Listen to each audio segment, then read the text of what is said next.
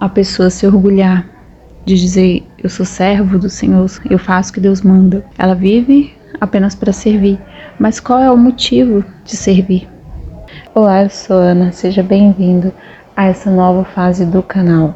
Para início, quero compartilhar com vocês uma leitura que está em Lucas, capítulo 11, a partir do versículo 12. A parábola do filho pródigo. Certamente você conhece essa parábola, já deve ter ouvido inúmeras vezes. Eu então nem se fala. Cresci no Evangelho e, dentre várias pregações, ouvi muito sobre o filho pródigo. Só que em todas essas pregações eu entendia no sentido de que era para uma pessoa desviada, que é um termo muito usado entre os evangélicos, ou uma pessoa que estava querendo se desviar dos caminhos de Deus. E cheguei até a pecar vendo essa parábola com outros olhos. Já aconteceu de eu pensar: nossa, isso parece ter sido muito injusto com o irmão que ficou.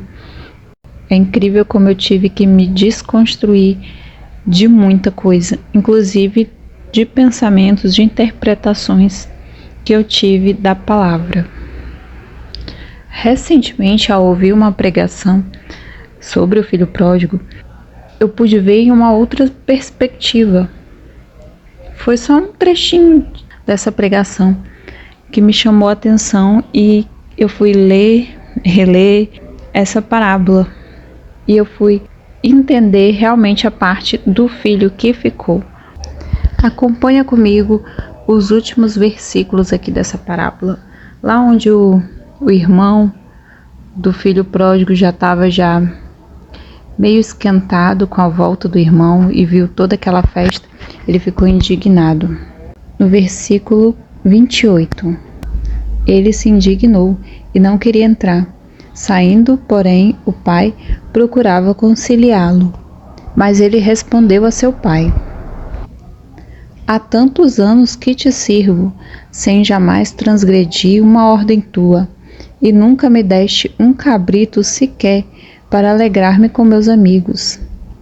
Vindo, porém, esse teu filho, que desperdiçou os teus bens com meretrizes, tu mandaste matar para ele o novilho cevado. Então respondeu-lhe o pai: meu filho, tu sempre estás comigo, tudo que é meu é teu. Entretanto, era preciso que regozijássemos e nos alegrássemos, porque esse teu irmão estava morto e reviveu, estava perdido e foi achado. Aqui o irmão dele estava claramente indignado, porque, segundo ele, o que ele alegou, ele esteve servindo ali todo o tempo, só que ele nunca teve, o pai dele nunca deu para ele um boi, alguma coisa para ele comemorar com os amigos, fazer uma festinha e tal. Só que aqui tem um trecho que é muito relevante. Esse filho não se enxergava como filho, ele se enxergava como servo. Ele tinha que fazer as coisas para agradar o pai dele e ficava esperando como se fosse a sua recompensa, a sua paga. Certamente ele entendia que ele estava ali servindo o pai dele, então ele tinha direito à moradia, tinha direito à comida, tinha direito à roupa. Só que ele esperava como se fosse uma espécie de bônus que o pai dele oferecesse, desse a ele algum dos animais para ele fazer uma festa com os amigos.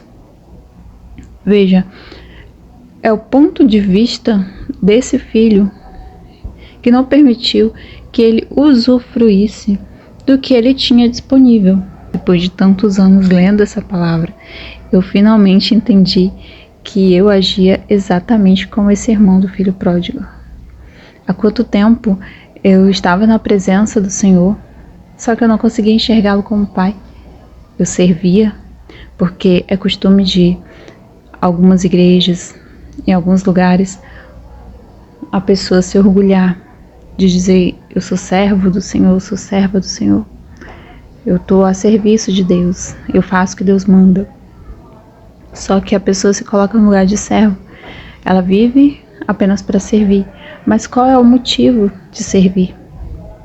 A pessoa está servindo por medo, a pessoa está servindo porque é obrigada, porque de repente se ela não servir, ela não vai ganhar em troca, né, o seu sustento, ou porque tem muita gente que às vezes está dentro da igreja, só que ela pensa que ela tem que servir para garantir a sua vida, o seu bem-estar, dentre muitos outros pensamentos.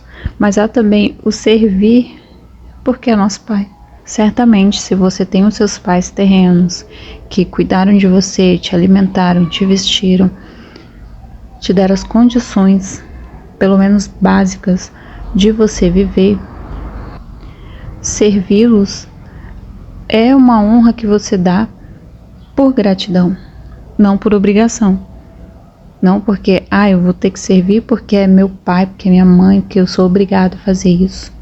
Se você já faz isso, não é de coração. Se não é de coração, não é válido. Não é válido, inclusive, nem como mandamento. Mas isso é assunto para outro momento.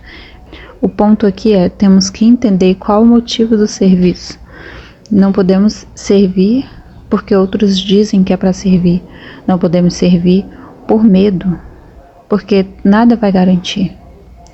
Mas devemos servir porque somos gratos, porque servimos o nosso Pai, porque amamos o nosso Pai. E nisso eu paro e penso o quanto eu deixei passar, o quanto de bênçãos de repente passou na minha frente e eu nem percebi, porque eu estava fechada no meu coração, porque eu não sabia, eu não entendia o que é ser filho de Deus. Eu simplesmente me via como serva, nada mais.